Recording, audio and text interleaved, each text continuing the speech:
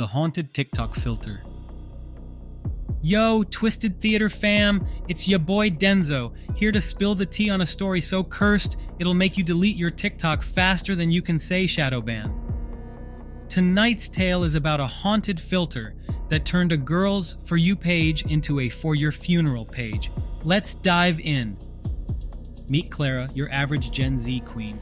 She's scrolling TikTok at 2 a.m., rocking her fuzzy socks and sipping on an iced coffee that's 90% ice. She stumbles on this trending filter called Face Morph 666. I know what you're thinking, Clara sis, why would you even click on that? But hey, clout is clout, right? The filter's description says it'll show your true face. Creepy, but Clara's like, bet, let's see if I can get this viral. She applies the filter, but instead of some cute sparkle effect, her face morphs into a terrifying, shadowy version of herself. Her reflection smiles, but she's not smiling. Clara laughs it off, posts the video, and calls it a night. The next morning, Clara wakes up to 100K likes. Viral queen. But the comments? Weird AF. Who's that behind you? I saw her blink when you didn't. Sis, delete this now. Now, if this were me, I'd be uninstalling TikTok so fast it'd leave burn marks on my screen. But Clara, she's like, they're just trolling, right? Oh, honey, no. She checks her drafts and the video's still there, but now the filter won't turn off. Every time she opens her front camera, the shadow version of her is staring back, grinning wider than the Joker after a glow-up. At night, things get even creepier. Clara's phone starts glitching, playing her video on loop even though it's not open. The shadow version starts whispering her name. Clara, let's switch places. The lights flicker and her reflection in the phone screen moves. Like, legit moves. Clara's like, okay, this isn't giving clout anymore, it's giving cursed. She smashes the phone, but instead of breaking, it displays one final message. You can't escape me. Clara decides to delete the app, but every time she hits delete, the app reappears. She tries resetting her phone, but now the shadow figure isn't just in her camera, it's in her mirrors, her TV screen, even her microwave door. Not the microwave like, bro, I just wanted to heat up some pizza rolls in peace. Desperate, she DMs a tech-savvy friend Nate, who's basically a hacker in a hoodie. He tells her she has to perform a digital exorcism, basically deleting the cursed filter by finding its origin in TikTok's dark web code. Nate comes over, but the shadow figure isn't having it. It starts glitching their surroundings. Furniture floats, the Wi-Fi router explodes, RIP to the bandwidth, and their phones are possessed. Clara screams, "What do you want from me?" The shadow figure emerges fully from her TV, pointing a long, bony finger at her. It whispers, "Your life was trending, now it's ending." Clara and Nate fight back by hacking into TikTok and deleting her account entirely. As soon as they do, the shadow figure screams and vanishes. The house is silent, but her phone buzzes one last time. It's a notification. Your account has been permanently deleted. Thank you for using TikTok. And Clara, yeah, she's done with social media. She's out here living that off-the-grid life now. Honestly, goals. All right, besties, moral of the story. If a TikTok filter says 666, just swipe left. Smash that like button if you're keeping your For You page ghost free, and don't forget to hit subscribe. Until next time, stay spooky, Twisted Theater fam, peace. The library that reads you. Yo, what's up, Twisted Theater fam? It's your boy Denzo, back with another tale that'll have you questioning your late-night reading habits. Tonight's story is about a haunted library. And no, not the kind where the librarian glares at you for being loud. This one might actually know your darkest secrets. Let's dive in. Meet Liam. He's a high school junior who's failing English. Big oof. His teacher, trying to help, sends him to the town library to work on his book report. Thing is, this library isn't your cozy Starbucks next door vibe. It's old, dusty, and looks like it belongs in a horror movie. Liam notices a weird section in the back labeled Readers Only.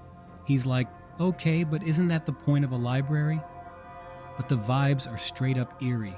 The books look ancient, and the titles aren't anything he's heard of. Stuff like Your Choices, A Life's Reflection, and Regrets of the Lost. Curious, and let's be real, bored, Liam grabs a book called The One Who Knows. When he opens it, he sees himself, like his life story written in detail.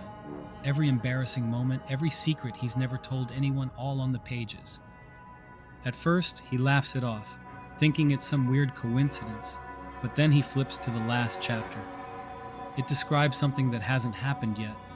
Liam walking home from the library, tripping on the sidewalk and losing his phone in a gutter. He's spooked, but he brushes it off. On the way home, though, it happens, exactly as the book said. Liam starts to think, okay, maybe this isn't just some random creepy book. The next day, Liam goes back to the library. Why? Because he's a teenager, and making bad decisions is basically his job. This time he grabs a book called The Forgotten Friend. The book tells the story of Liam and his childhood best friend Mark. It's weirdly accurate, even including the fight they had in middle school that ended their friendship. But as he keeps reading, the book reveals something else. Mark is going to show up at Liam's house that night looking for help. Sure enough, around 10 p.m., there's a knock at the door. It's Mark. He looks pale, shaken, and says he's been having nightmares about something chasing him. Mark tells Liam about a shadowy figure that's been following him for weeks. Liam, still thinking about the book, decides to check the last chapter. It says, "When one stays, the other goes." He doesn't know what it means until Mark's shadow starts moving, on its own. It stretches across the room, grabbing at Liam. Panicking, Liam throws the book across the room and the shadow vanishes. But when he looks at the book again, the words are gone. Every page is blank. Liam never goes back to the library. Mark moves away a week later without explanation. They never talk about that night again. Years later, Liam hears the library burn down in a mysterious fire. He's relieved, but sometimes he wonders, did the fire destroy the books or just set them free? That's it for tonight, Twisted Theater fam. Moral of the story? Don't mess with creepy libraries, and definitely don't read books that seem to know your business. If you enjoyed this tale, hit that like button and subscribe for more spooky stories. Until next time, stay curious and stay cautious. Peace. The Roommate Who Never Left. Yo, what's poppin', Twisted Theater fam? It's your boy Denzo coming at you with a story so wild, it'll make you reconsider that Craigslist roommate ad. Tonight's tale is all about sharing your space with someone who might not even be alive. Let's get spooky and keep it lit. Meet Jordan, a college sophomore who just moved into a super cheap apartment downtown. Cheap rent? Check. Decent location? Double check. Weird creaky noises at night? Oh, absolutely. But Jordan's like, whatever, I can vibe with a little character in my space. Thing is, the landlord was acting SUs when Jordan signed the lease. They mentioned a history about the apartment, but Jordan wasn't listening. My dude was too busy calculating how many tacos he could buy with the money he was saving. The first night was chill until Jordan went to the kitchen for a midnight snack. Sitting at the table was a guy wearing a hoodie. Jordan froze. The guy didn't say a word, just looked up, smiled, and vanished. Jordan, thinking they're sleep-deprived, brushes it off, but weird stuff keeps happening. Random footsteps at 3 a.m., lights flickering like they're in a discount horror movie, and the fridge keeps closing on its own. Not the fridge, like, bruh, if I can't grab my leftover chicken nuggets in peace, we're gonna have a problem. One night, Jordan finds a sticky note on the counter that says, "Thanks for the pizza." Jordan's like, "Excuse me? Who's out here freeloading on my pepperoni?" Turns out the apartment's history is that a guy named Tyler used to live there, but Tyler? Big dead. Like, accidentally slipped on a skateboard and down the stairs dead. Now his ghost just hangs out. Jordan finally confronts him. "Tyler, my guy, if you're gonna haunt me, at least help with rent or the Wi-Fi bill." Tyler's like, "Bet, I'll cover snacks." From then on, Jordan and Ghost Tyler have an unspoken arrangement. Tyler keeps the fridge stocked with random snacks, how nobody knows, and Jordan doesn't question the random flickering lights or cold spots in the shower. But then things get weirder. Tyler starts leaving more notes. "Don't go out tonight. Stay away from apartment 2B. Jordan's like, "Okay, cryptic much? Just tell me what's up, Casper." One night, ignoring Tyler's advice, Jordan decides to visit apartment 2B because curiosity is the real villain here. Inside, It's abandoned, but something feels off. Suddenly, the door slams shut, and Jordan hears heavy breathing behind them. Y'all, when I tell you my dude was ready to Naruto run out of there, I mean it. Tyler appears, grabs Jordan's arm, and whispers, "You shouldn't have come here." Then a shadowy figure lunges from the corner. Tyler blocks it, yelling, "Run!" Jordan bolts, slams the door behind them, and never looks back. Back in their apartment, Tyler explains, apartment 2B is haunted by a way worse ghost. The shadow figure used to be a tenant who went crazy and, well, let's just say they're not vibing in the afterlife. Tyler promises to keep Jordan safe as long as they respect the boundaries. Jordan's like, "Fine, but if you eat my last bag of hot Cheetos, we're gonna have a problem." From then on, they're basically an odd couple. Tyler occasionally moves Jordan's stuff just to mess with them, and Jordan threatens to sage the place whenever Tyler acts up. All right, fam, moral of the story, always ask about apartment history before signing a lease. And maybe, just maybe, don't mess with 2B. Smash that like button if you're keeping your space ghost-free, and don't forget to subscribe for more spooky chaos. Until next time, stay haunted but hydrated. Peace. The Haunted Group Chat. Yo, Twisted Theater fam, it's your boy Denzo back with another story that'll have you side-eyeing your phone. Tonight, we're diving into the cursed world of group chats, because apparently ghosts have Wi-Fi too. Let's get spooky. Meet Mia, Kyle, and Jenna, your classic trio of besties. One day, Kyle makes a group chat called Squad Goals and adds a random number for laughs. They text, Mia, "Kyle, who's this?" Kyle, "IDK, let's mess with them." Random number, "I'm watching." Right there, they should have stopped, but nah, they're like, "Bet, let's prank the prankster." Spoiler, bad idea. The random number starts sending creepy replies. Mia, "What's your name?" Random number, "It doesn't matter, I know yours." At first they think it's someone trolling, but then the messages get personal. The random number texts Jenna, "How's your dog? He looked scared last night." Y'all, Jenna's dog lives in a fenced yard. No one could have seen him. Next, Kyle gets a message. "Check under your bed." He does, and finds an old photo of himself as a kid. Bro, if that were me, I'd be sleeping in a Target parking lot. Mia tries calling the number, but it doesn't ring. Instead, her phone glitches and she hears static mixed with whispers saying, "Why did you add me?" They decide to leave the group chat, but guess what? They can't.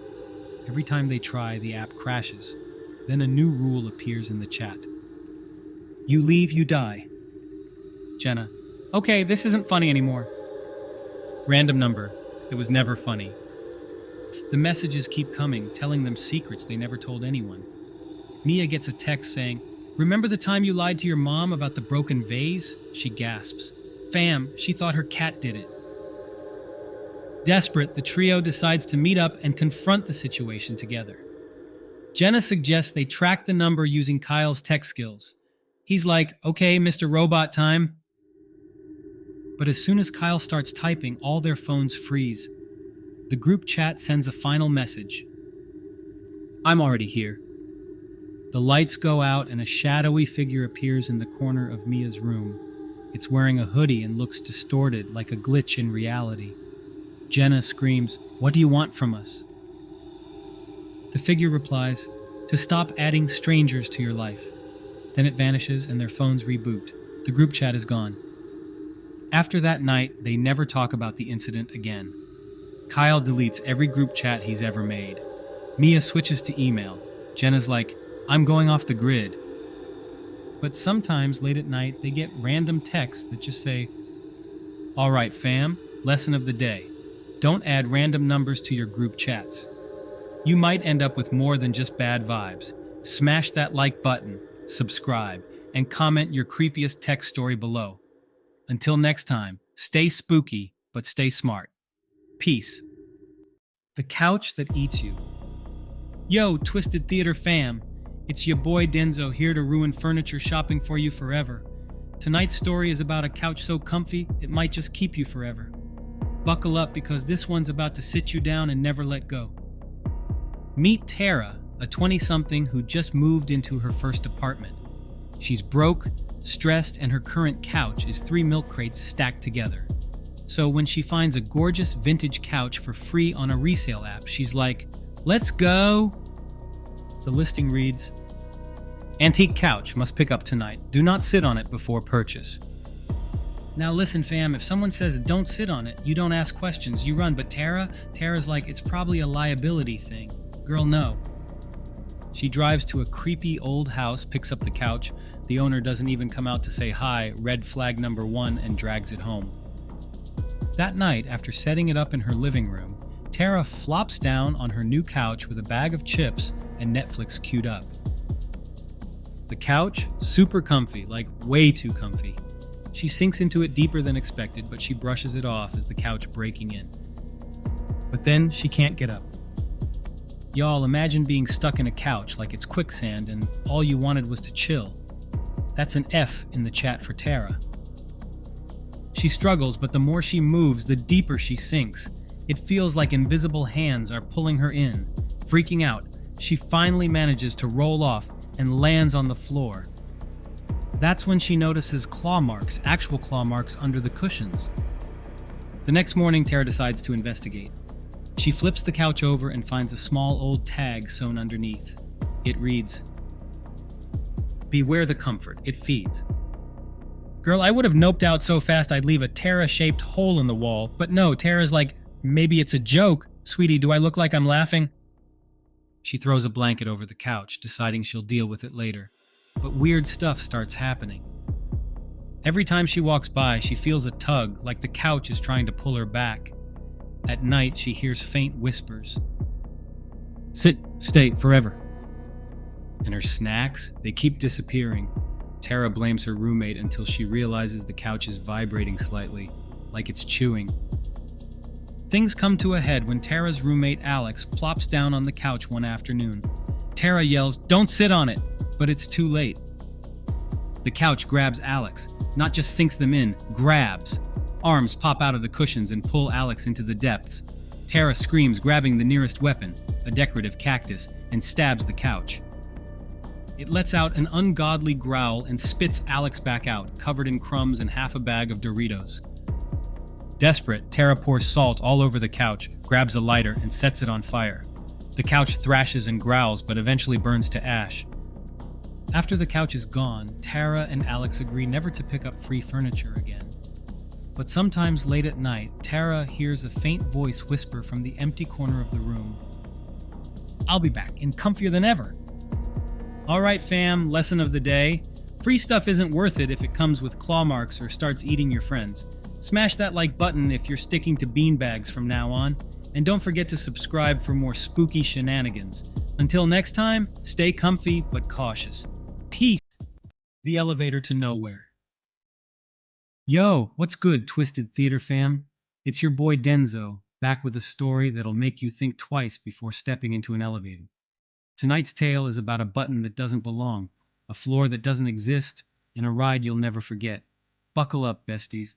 This one's a wild drop. Meet Natalie. She just got her first big girl job at a swanky office building downtown. She's living the dream, or so she thinks. After a series of terrifying incidents, she must confront her fears and ultimately chooses to escape the ominous building, leaving behind the haunted elevator and starting fresh in a new city. The building has one of those fancy old-school elevators with brass buttons and a creaky vibe. On her first day, Natalie notices something weird. The elevator has a button labeled B3. She asks the receptionist about it, but they look confused and say, "There's no basement level 3. Maybe it's just decoration." Natalie laughs it off, but something about it feels wrong. One evening, Natalie works late. She's the last one in the office, and the building is eerily quiet. She steps into the elevator, hits the button for the lobby, and waits.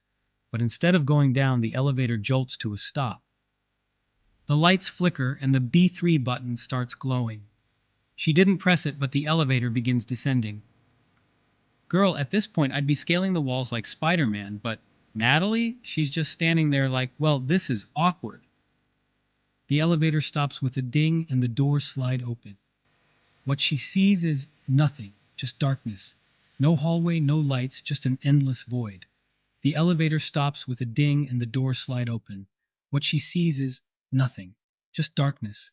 No hallway, no lights, just an endless void. Then faintly she hears a voice. Come out and play, Natalie. Terrified, Natalie smashes the closed door button until the elevator finally starts moving again. She gets to the lobby and sprints out, too scared to even look back. The next day, she tells her coworkers, but they just laugh it off. Sounds like you were dreaming, one of them says. But when she checks her phone, she sees a picture in her camera roll, a blurry shot of the void, with faint, glowing eyes in the distance. Bestie, that's when you file your 2 weeks notice and become a freelancer.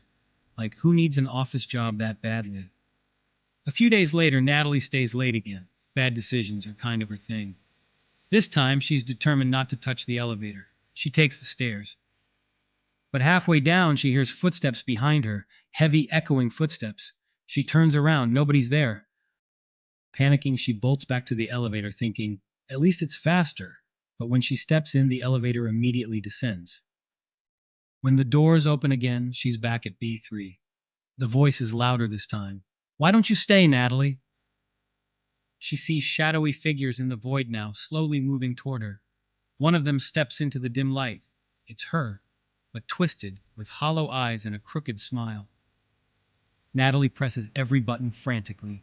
The elevator finally jerks upward, slamming to a stop at the lobby. She runs out and never looks back. The next morning, she quits her job and moves to a new city. But sometimes, late at night, she gets a notification on her phone. Your ride to B3 is ready. All right, fam, moral of the story. If an elevator has a button for a floor that doesn't exist, don't press it. Smash that like button if you're taking the stairs from now on. And don't forget to subscribe for more spooky tales. Until next time, stay haunted but safe. Peace. The Man in the Static. Yo, what's good, Twisted Theater fam? It's your boy Denzo, and tonight we're cranking up the horror to nightmare fuel levels. This story's about a figure that shouldn't exist, a man who lives in the static of your TV. You might want to sleep with the remote nearby after this one. Let's get spooky. Meet Ethan, a college senior who just moved into a rundown apartment to save money. The place is bare bones, cracked walls, flickering lights, and a TV that looks like it came straight out of the 80s. But hey, it came with the unit, so free entertainment, right? On his first night, Ethan tries to hook up his gaming console, but the TV won't connect. Instead, it only plays static. He fiddles with the remote, but the static won't stop. Annoyed, he leaves it on and goes to bed. That's when he hears it, faint whispers coming from the TV. At first, he thinks it's just the static, but the whispers grow louder, forming words. Ethan, come closer. Ethan gets up, thinking maybe the neighbors are messing with him, but when he walks into the living room, the TV's static shifts. A figure appears, a tall man with hollow eyes and a crooked grin. The man doesn't move, but his grin widens. Ethan stares, frozen, as the figure raises a hand and waves at him. Then the TV turns off by itself. Bro, at that point, I'd be packing my bags and moving back to my parents' house, but Ethan's like, maybe it's a weird signal thing. My guy, no. Over the next few days, the TV turns on by itself at random times, always showing the static and the same man grinning at Ethan. He tries unplugging it, but the TV stays on. Even worse, the man's image begins showing up in reflections, windows, mirrors, even Ethan's phone screen. One night, Ethan notices the man's grin is wider than before, and his hand is now pressed against the screen as if he's trying to break through. A new message appears in the static. Let me in. Ethan freaks out and throws a blanket over the TV, thinking that'll solve the problem. But when he goes to bed, he hears faint laughter from the living room. Y'all imagine hearing creepy laughs from a TV that's not even plugged in. At this point, I'd be calling a priest, a shaman, and Ghostbusters. Ethan decides to record the TV with his phone, hoping to catch proof of the haunting. As he watches the footage, he notices something chilling. The man isn't just on the screen, he's stepping closer. In each frame, the figure moves slightly forward, closer to the edge of the TV. That night, Ethan wakes up to find the blanket he threw over the TV on the floor. The TV is on, and the man is gone. The whispers start again, louder this time. Look behind you. Terrified, Ethan turns around to see the man standing in the corner of his bedroom, grinning wider than ever. His hollow eyes lock onto Ethan's and he whispers, "You should have let me in." The room goes dark, and Ethan feels icy hands wrap around his neck. The next morning, Ethan's friends find his apartment abandoned.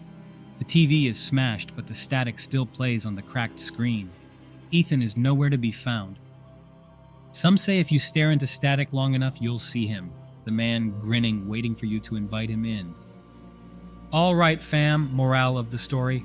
If your TV starts acting up, just get rid of it. Or better yet, don't even turn it on.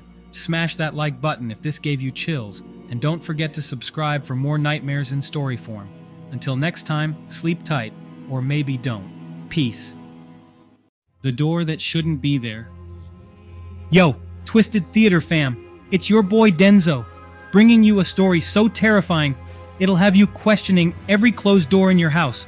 This one's about a door that just appeared one day. No hinges, no locks, just nightmares waiting on the other side. Let's dive in. Meet Sophia, a single mom who recently moved into a fixer-upper with her 8-year-old son, Liam. The house is old but charming, with creaky floors and more rooms than she knows what to do with. One evening after putting Liam to bed, Sophia notices something odd. At the end of the hallway, there's a door she swears wasn't there before. It's plain and unpainted, with no knob, just a small circular peephole. She peers through it, but sees only darkness. Thinking it's a weird design quirk, she shrugs it off and goes to bed. Girl, if a door randomly shows up in your house, that's not quirky. That's a whole red flag parade. That night, Sophia wakes up to faint knocking. It's slow, deliberate, and coming from the mysterious door. She checks on Liam, who's fast asleep, and cautiously approaches the hallway. That night, Sophia wakes up to faint knocking. It's slow, deliberate, and coming from the mysterious door. She checks on Liam, who's fast asleep, and cautiously approaches the hallway. The knocking stops as she gets closer. She whispers, "Hello?" but there's no response. The next morning, she tells herself it's just her imagination. But Liam, eating breakfast, casually asks, "Mom, who were you talking to in the hallway last night?" Y'all, at this point, I'd be Airbnb-ing my own house to some other poor soul. Sophia, she's just like, "Oh, probably the wind, girl." A few nights later, Sophia hears a new sound, whispers. They're faint but insistent, coming from behind the door. She presses her ear against it, but the whispers stop. Suddenly, the door creaks open on its own. Inside, it's pitch black, but Sophia swears she hears breathing. Before she can react, Liam appears behind her, saying, "Mom, don't go in there. They don't like it when you look." Sophia slams the door shut, dragging Liam back to bed. But now the door won't stay closed. Every time she leaves the hallway, it's slightly ajar, as if inviting her in. Desperate, Sophia decides to call a contractor to seal the door shut. The contractor looks at her like she's crazy. "Lady, there's no door there," he says. She drags him to the hallway, but the door is gone. Just a blank wall where it used to be. Relieved, Sophia thinks it's over until that night. Liam wakes her up, shaking and pale, saying, "They're in my room." She rushes to his room and finds the door. It's now at the foot of his bed, wide open. Inside, shadowy figures stand, barely visible, their heads tilting unnaturally as they stare at her. One of them steps forward and whispers, "You should have stayed out." Sophia grabs Liam and runs, slamming every door behind her. But the shadows follow, seeping through cracks and keyholes, always whispering, "You can't leave us." Sophia and Liam flee the house that night, never returning. The next owner, they never mention a mysterious door. But Sophia can still hear the whispers sometimes, late at night, no matter where she goes. And Liam? He refuses to sleep without his light on, whispering to himself, "Don't look at them. Don't let them see you." Alright fam, moral of the story. If a random door shows up in your house, don't investigate. Call an exorcist, a demolition crew, or just burn the whole place down. Smash that like button if this gave you chills, and don't forget to subscribe for more nightmare fuel. Until next time, keep your doors locked if they'll stay that way. Peace. The face at the window, a spine-chilling encounter. Yo, what's up, Twisted Theater fam? It's your boy Denzo, back with a story so spine-chilling you might just close your curtains forever. This one's about a face in the window, a face that doesn't belong to anyone you know. Let's dive into the nightmare. Meet Rachel, a single woman living in a quiet suburban house. She loves her little home, big backyard, cozy living room, and big windows that let in all the sunlight. But those windows? They're about to become her worst nightmare. One night, Rachel is watching TV when she notices movement outside. She looks at the window and sees nothing. She laughs it off, thinking it's just her imagination. But as she's getting ready for bed, she hears it, a soft tapping on the glass. Listen, if something's tapping on my window and I'm home alone, I'm calling Uber and spending the night at a Wendy's. But Rachel, she's like, it's probably a tree branch. Girl, no tree is tapping Morse code on your window. Around 3 a.m., Rachel wakes up to a strange sensation, like someone is watching her. She turns her head slowly toward the window and freezes. A pale face is staring at her. Its eyes are too big, its mouth stretched into a grin that's way too wide, and it's pressed right up against the glass. Rachel's terrified expression as she realizes the horror outside. Rachel screams and scrambles to turn on the light. The face is gone. She convinces herself it's just a dream and somehow goes back to sleep. But the next morning she finds something chilling, handprints on the outside of the glass. Rachel installs security cameras because she's not about to play games with this creep. That night she wakes up again, feeling watched. This time she checks the camera feed. What she sees makes her blood run cold. The figure is back, standing in her backyard, staring directly into the camera. It doesn't move. It doesn't blink. It just stares. She calls the police, but by the time they arrive, the figure is gone. The officers find no footprints, no evidence anyone was there. At this point, Rachel, just light the whole house on fire and move. Like, what's the Zillow price on Mars? The next night, Rachel decides to stay awake with every light in the house on. She sits by the window with a baseball bat, determined to catch the intruder.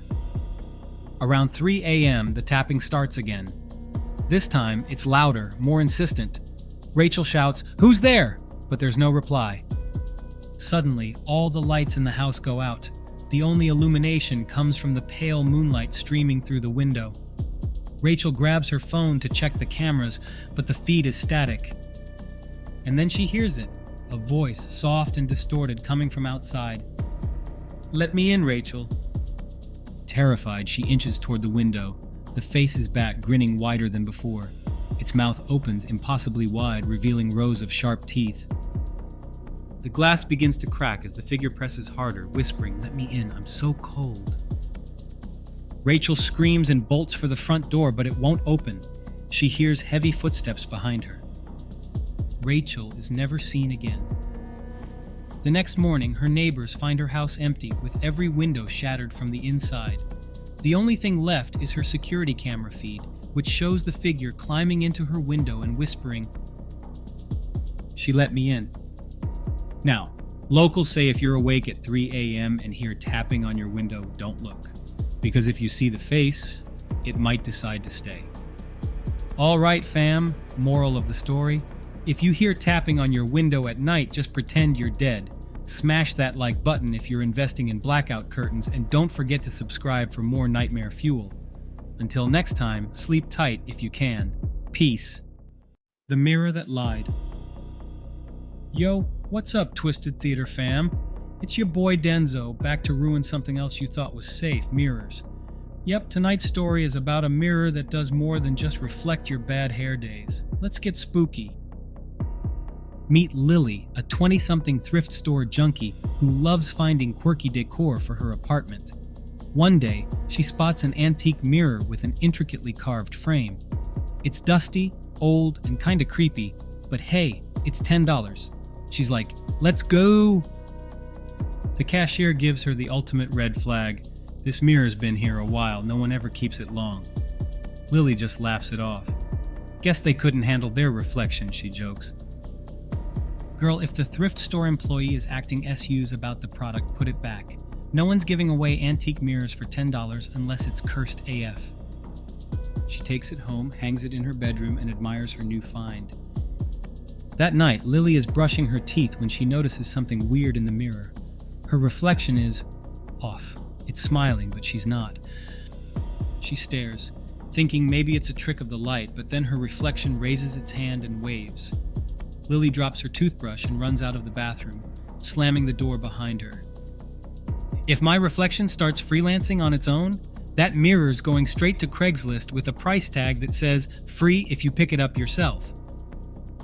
The next day, she tries to convince herself it was just her imagination. But when she looks in the mirror again, her reflection mouths something silently. Help me. Lily decides to Google the mirror's origins, but all she finds are vague stories about people getting weird vibes and returning it. She brushes it off until things escalate. One night, she's lying in bed when she hears a faint tapping. She turns on the light and sees her reflection tapping on the glass, even though she's lying still. Her reflection mouths, "Let me out." Lily screams, grabs a blanket, and throws it over the mirror. Problem solved, right? Wrong. The next morning, the blanket is on the floor, and the mirror is glowing faintly. At this point, Lily, it's not your mirror anymore. It's the mirror's house. Pack your bags and go. Desperate, Lily calls her best friend Emma, who comes over armed with sage and YouTube knowledge about banishing spirits. Emma suggests they confront the mirror head-on. Lily peels the blanket off, and her reflection is standing there, grinning wider than ever. But now it's not just her reflection. It's her, a shadowy version stepping closer to the glass. Emma's like, "Is this part of the aesthetic, or..." The shadow, Lily whispers, "You've had your turn, now it's mine." Before they can react, the shadow Lily pushes through the glass, shattering it into pieces. The room goes dark, and when the lights flicker back on, the mirror is gone. But the real Lily? She's standing in the reflection of Emma's phone, smiling that same eerie grin. Emma moves out of state the next day. The thrift store reclaims the mirror, mysteriously repaired and back on the shelf. Lily? No one's seen her since. But if you ever see a mirror that seems too good to be true, don't look too long. Because if your reflection starts moving on its own, it might just trade places. All right, fam, moral of the story? Don't buy sketchy mirrors no matter how cheap they are. Smash that like button if you're covering every mirror in your house. And don't forget to subscribe for more nightmare fuel. Until next time, stay away from your reflection. It's watching you. Peace. The closet that locked itself. Yo, what's up, Twisted Theater fam? It's your boy Denzo, and tonight we're taking on closets. Those dark little corners of your room where socks go missing and nightmares live rent-free. This story's about a closet that locks you in and doesn't let you out. Let's get spooky.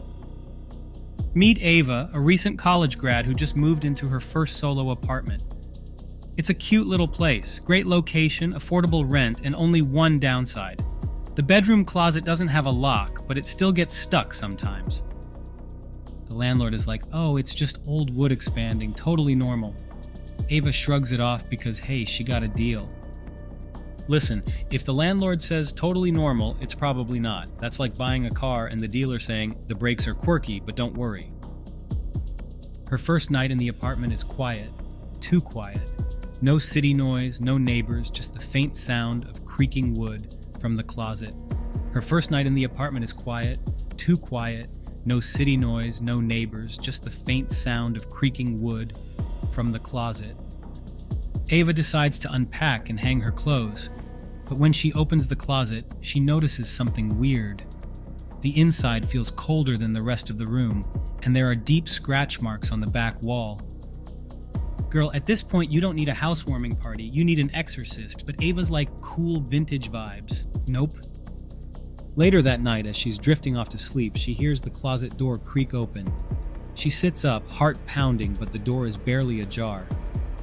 She gets up, closes it, and mutters, "Guess I didn't shut it tight." The next morning, it's wide open again. Over the next few nights, weird things start happening. Clothes fall off hangers, shoes are rearranged, and sometimes Ava swears she hears faint breathing when she's near the closet. One night, while brushing her teeth, she sees something out of the corner of her eye. The closet door slams shut by itself. Ava's like, "Nah, we're not doing this," and tapes the door shut with duct tape. Problem solved, right? Wrong. The next morning, the tape is peeled off and lying in a neat little pile on the floor. At this point, I'd be packing my bags and moving to a treehouse, but Ava's like, let's investigate. Sis, no. One night, Ava decides to live stream the closet for her friends, hoping to catch the spooky action. She sets up her phone, leaves the room, and watches the stream from her couch.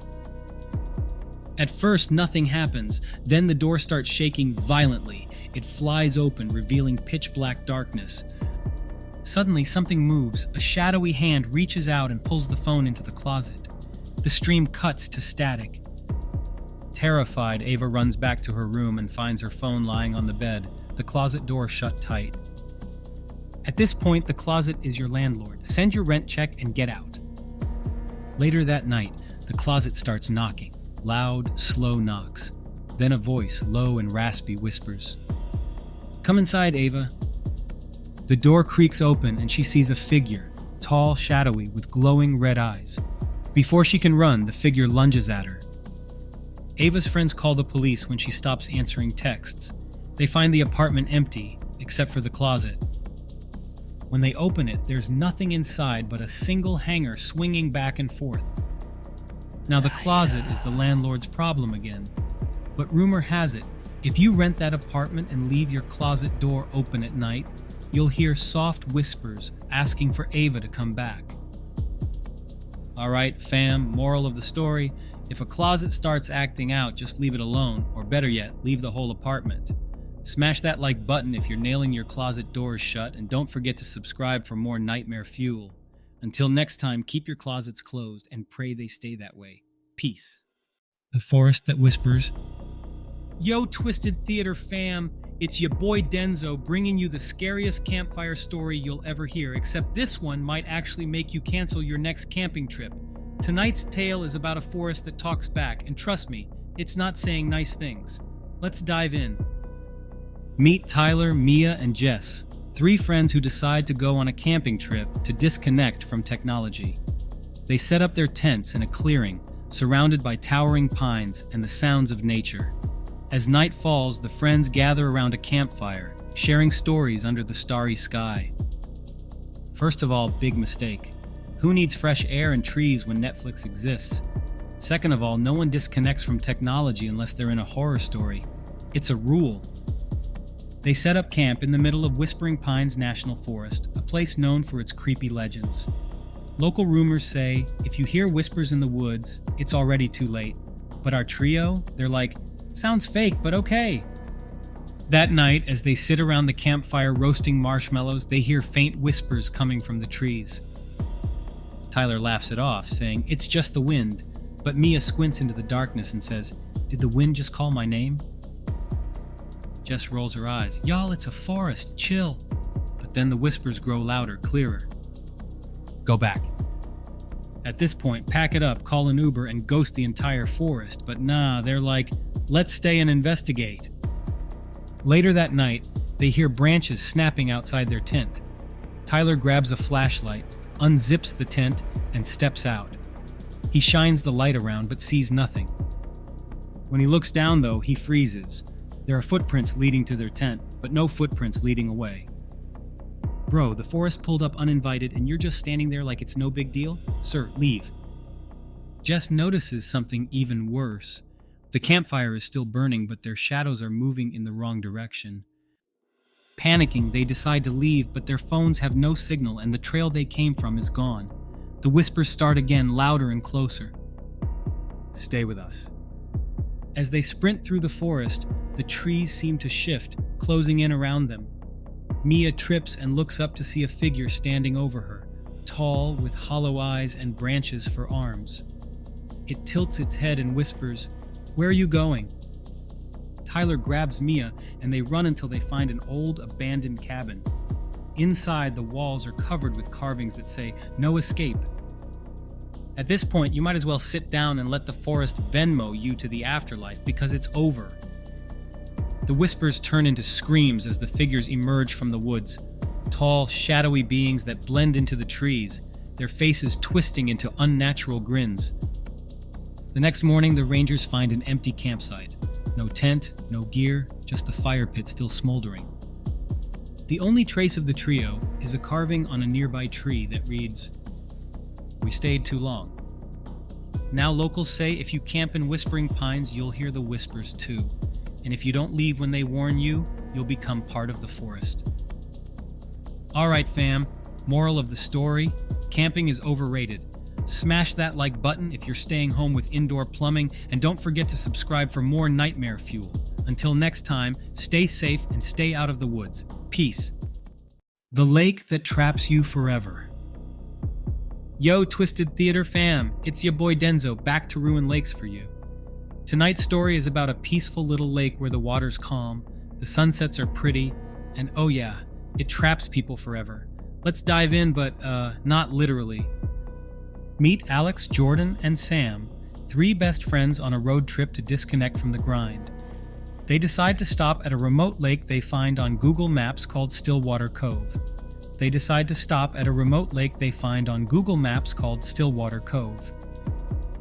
First of all, if a place is called Stillwater, it's not a lake, it's a trap. Second, if Google Maps lists no reviews, you're about to star in a true crime documentary. The lake is stunning. Crystal clear water surrounded by lush trees and not a single soul in sight. They're like, we scored big! They set up camp, take selfies, and joke about how they have the whole place to themselves. As they wade into the water to cool off, Alex notices something strange. The water is cold, too cold, and it feels like it's pulling at his legs. He brushes it off, thinking it's just the current, but Jordan laughs nervously and says, "Is it just me, or does this lake feel alive?" Later, as they're drying off, Sam points out something weird. The lake doesn't reflect the trees or sky. Instead, it looks like a perfect black void. At this point, just leave. Call it a day, take a cute pic for Instagram, and go. But nah, they're like, let's stay and watch the sunset. Bad vibes, besties. As night falls, the lake gets eerily quiet. No frogs, no crickets, just silence. The trio decides to build a fire, but their laughs die down when they hear a splash. They shine a flashlight toward the water and see ripples, but no one's there. Then they spot something bobbing at the surface, a pale human hand. Terrified, they sprint back to their tent, but as they huddle together, they hear faint whispers coming from the lake. Come back. Sam peeks out and swears she sees a figure standing ankle deep in the water, waving at them. At this point, just run. Leave the tent, the snacks, everything, but these clowns, they're like, maybe it's just our imagination. Nope. The next morning, they decide to pack up and leave, but when they follow their map, the road they came from is gone. Instead, the trail loops back to the lake.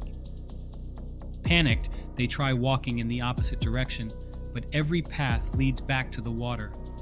Alex throws a rock in frustration, and the lake ripples violently as if it's angry. Suddenly, long, shadowy hands shoot up from the water, clawing at the shore. The trio screams and runs, but the whispers turn into voices louder and clearer. Stay with us, join us. They spot an old rowboat tied to a tree and scramble into it, hoping to escape across the lake. Big mistake. The further they row, the darker the water gets. The whispers grow deafening, and then the boat stops. Beneath them, shadowy figures stare up from the depths, their hollow eyes glowing faintly. One by one, the figures reach up, tipping the boat over. Weeks later, hikers discover the trio's abandoned campsite. The lake looks calm, as always, but if you look closely at the surface, you can see faint faces staring back, mouths open in silent screams. Now, locals say the lake never lets you leave. If you hear whispers or feel the water pulling at your legs, don't fight it. It's already too late. Alright fam, moral of the story? If a lake looks too good to be true, it's probably haunted. Smash that like button if you're avoiding water forever, and don't forget to subscribe for more nightmare fuel. Until next time, stay dry and stay alive. Peace. The Tunnel That Never Ends, a road trip nightmare. Yo, what's up, Twisted Theater fam? It's your boy Denzo, here to ruin road trips for you forever. Tonight's story is about a tunnel where the exit doesn't exist, and trust me, this one will have you taking the long way around. Let's get spooky. Meet Katie, Ryan, and Ben, three college friends on a cross-country road trip. They're tired of highways and decide to take a scenic back road in the middle of nowhere. Classic mistake. As they drive, they come across an old rusted sign that says, Hollow Point Tunnel, shortcut to anywhere. First of all, if a tunnel promises to take you anywhere, it's not a shortcut, it's a trap. Second, where's the Yelp review for this place? The tunnel looks creepy as hell, pitch black, no lights, and carved into the side of a jagged hill. But Ben, the self-proclaimed adventurer, says, "Come on, how bad can it be?" Famous last words. The moment they enter the tunnel, their radio cuts out. The GPS glitches, the temperature drops, and the only sound is the echo of their tires on the road.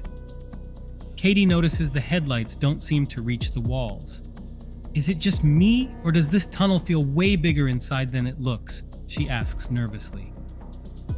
Ryan, trying to lighten the mood, jokes, "Maybe it's a wormhole to another dimension." But then the headlights flicker, and they see a figure standing in the middle of the road, a tall, shadowy silhouette with no face. Ben swerves to avoid it, but when they look back, there's nothing there. Minutes turn into hours, but the tunnel doesn't end. The odometer says they've driven 50 miles, but they're still surrounded by darkness. The air feels heavier, and the car starts to sputter, like it's running out of gas. Katie checks her phone and sees a message on the screen. "Turn around." She shows the others, but Ryan's phone says something different. "Keep going." Ben laughs nervously, but when he glances in the rearview mirror, he freezes. "Guys, there's someone sitting in the back seat." They whip around, but the back seat is empty. Ben swears he saw a pale face staring at him, grinning. At this point, you're not in a tunnel, you're in a horror movie. Just park the car and start running, or better yet, pray. The whispers start next, soft at first, then louder, echoing through the tunnel. "Why did you come here?" The headlights flicker again, and this time they see dozens of figures lining the tunnel walls. They're all motionless, staring, with glowing eyes and twisted faces. Panicking, Ben slams the gas, but the car won't accelerate. The figures start moving toward the car, their faces pressed against the windows, whispering in unison, "You'll never leave." The car dies completely, and the friends scramble out, running down the tunnel. No matter how far they run, the exit never comes. The whispers turn into screams, and the figures close in, reaching for them with long, skeletal hands. Weeks later, the car is found abandoned at the tunnel entrance. The police report says the fuel tank is full, the battery is fine, but the doors are locked from the inside. Locals say if you enter Hollow Point Tunnel, you never come out the same, if you come out at all. Some say the figures are the souls of those who tried to leave but couldn't. And if you're driving late at night and see the entrance, don't stop, because the tunnel is always waiting for its next passenger. Alright fam, moral of the story, if you see a sketchy tunnel in the middle of nowhere, just turn around. Smash that like button if you're sticking to highways forever, and don't forget to subscribe for more nightmare fuel. Until next time, stay out of the dark, and stay safe. Peace. The playground that came alive. Yo, what's up, Twisted Theater fam? It's your boy Denzo, back with another story to ruin childhood nostalgia for you. Tonight's tale is about a playground where the swings don't just move on their own, they want to play with you. Let's dive in. Meet Emily, Chris, and Zoe, 3 childhood besties who decide to revisit their hometown for a weekend trip. Feeling nostalgic, they visit their old elementary school playground, which has been abandoned for years. The playground is in rough shape, rusty swings, creaky slides, and overgrown weeds. Zoe jokes, "This place looks like it's auditioning for a horror movie," and Chris laughs. Emily, though, gets a bad vibe. First of all, if your friend who always watches true crime gets a bad vibe, listen, that's your sign to leave. But no, they're like, "Let's hang out and take pictures." They start goofing around, swinging on the rusty swings and climbing the jungle gym. But Emily swears she hears faint laughter, like kids playing, even though they're the only ones there. As the sun sets, things start getting weird. Chris points out that one of the swings is moving on its own, even though there's no wind. Emily notices something else. The merry-go-round at the edge of the playground is spinning, slowly, but no one's near it. Zoe laughs nervously. "Okay, that's creepy. Who wants to leave?" Before anyone can answer, the laughter Emily heard earlier grows louder. It's coming from everywhere. Fam, this is your cue to run. Don't wait for the plot twist, just go. But no, they're like, let's investigate. Zoe pulls out her phone to record, but her screen glitches, showing static and faint silhouettes of kids running around the playground. Then the seesaw slams down and the jungle gym creaks loudly like someone or something is climbing it. Chris steps closer to the merry-go-round, but it suddenly spins faster, throwing dirt and pebbles everywhere. A child's voice whispers, "Push me." Terrified, Emily screams, "Who's there?" And the laughter stops. The playground falls silent until the slide rattles violently, like someone sliding down it at full speed. At this point, the playground is playing you. Just leave the swing set and your dignity behind and get out. As they try to leave, the playground comes alive. The swing chains stretch out, blocking their path, while the jungle gym twists and bends like it's alive. The laughter turns into cries. Don't go, stay and play. The merry-go-round spins so fast it becomes a blur, and the slide stretches toward them like a snake. Zoe screams as the ground beneath the sandbox crumbles, revealing a dark void. A shadowy figure steps out from behind the monkey bars, its face shrouded but with glowing, hollow eyes. It whispers, "You were ours once. Stay with us forever." Emily grabs a rock and throws it at the figure, which shatters into mist. The playground freezes for a moment, giving them just enough time to sprint away. The trio makes it back to their car and speeds off, not daring to look back. The next day, Zoe checks her phone and finds a new video in her camera roll. Footage of the playground at night, with swings moving, slides bending, and faint laughter echoing in the background. Locals say the playground was built on an old orphanage site, where children vanished under mysterious circumstances. They say if you visit after sunset, the playground will welcome you, and you might never leave.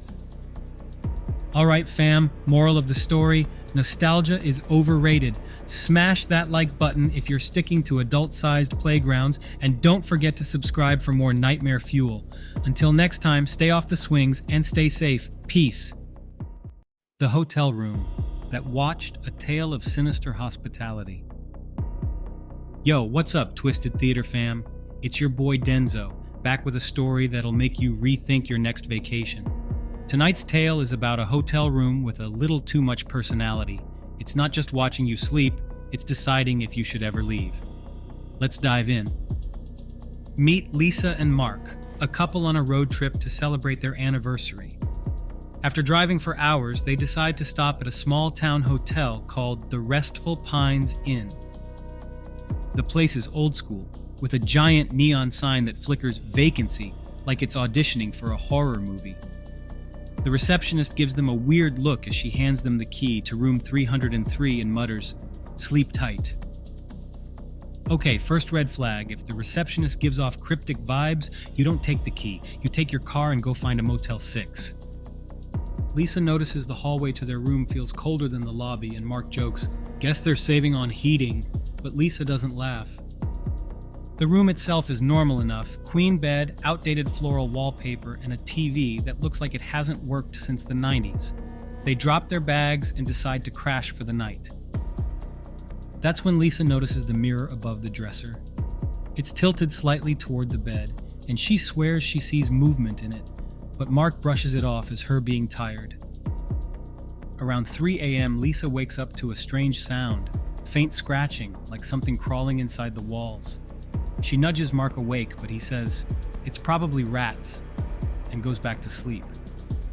Rats? Sir, this is not the time for calm. Either call pest control or call Jesus, but do something.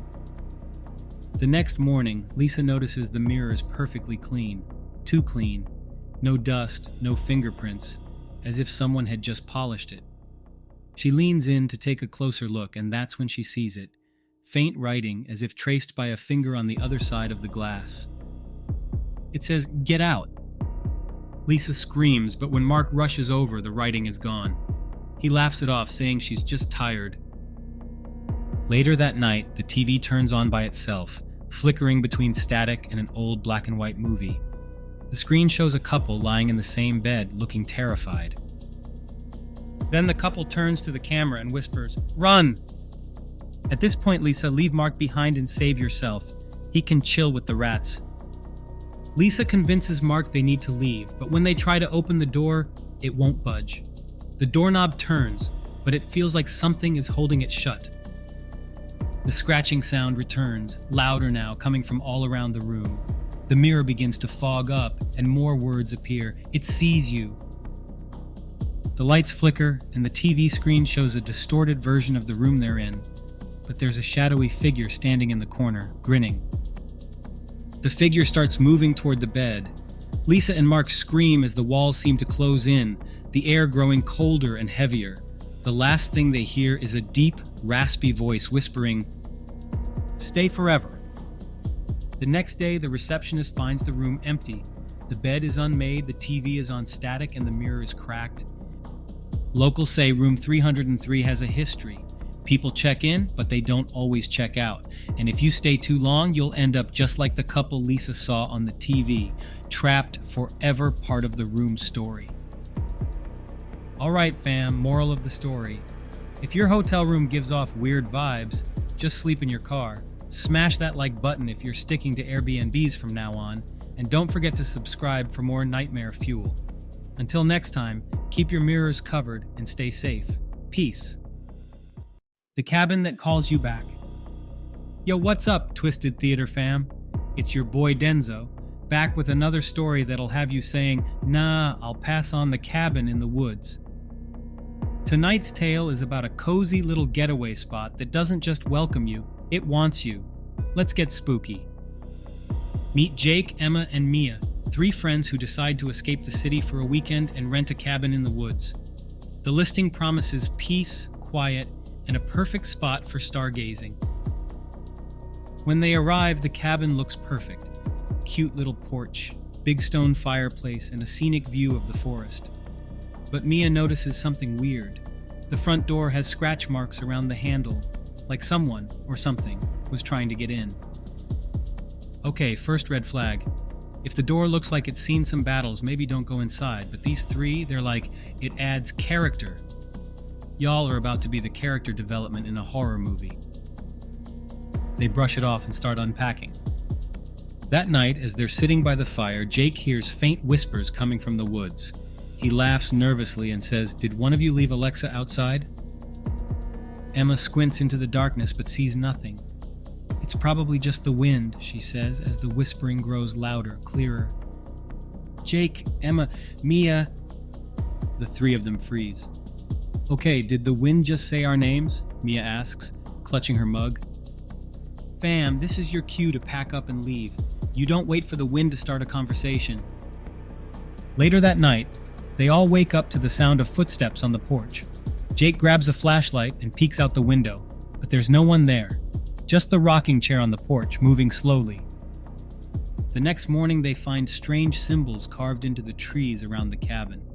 Mia takes a picture and Googles it, but all she finds are vague warnings about summoning rituals. As they argue about whether to leave, Emma notices something chilling. Their names are now carved into the cabin door, as if written by the same clawed hand that left the scratches. At this point, the cabin isn't just haunted, it's sending you engraved invitations to your doom. Leave. That night, the whispers come back, but now they're inside the cabin. The fire flickers and dies, leaving the room in darkness. The air grows cold and the door slams shut. Mia screams as shadowy figures emerge from the corners of the room. They're tall, skeletal, and their faces are shrouded in darkness. One of them steps forward, tilting its head, and whispers, "You came when we called, now stay." The friends try to run, but the cabin itself seems alive. The walls stretch, the floorboards buckle, and the door refuses to open. Jake grabs a chair and smashes a window, and they all scramble outside. As they run into the woods, the cabin's windows glow with an eerie red light, and the whispers follow them, louder and angrier. "You can't escape us." The trio stumbles back to their car and speeds away, swearing never to return. But when Mia checks her phone, she finds a new voicemail from an unknown number. It's just a voice, low and raspy, whispering their names. Locals say the cabin was built on cursed land, and anyone who hears its whispers is marked forever. No matter how far you run, the cabin always calls you back. Alright fam, moral of the story, If a cabin starts whispering your name, block it like a toxic ex. Smash that like button if you're sticking to hotels. And don't forget to subscribe for more nightmare fuel. Until next time, stay out of the woods and stay safe. Peace.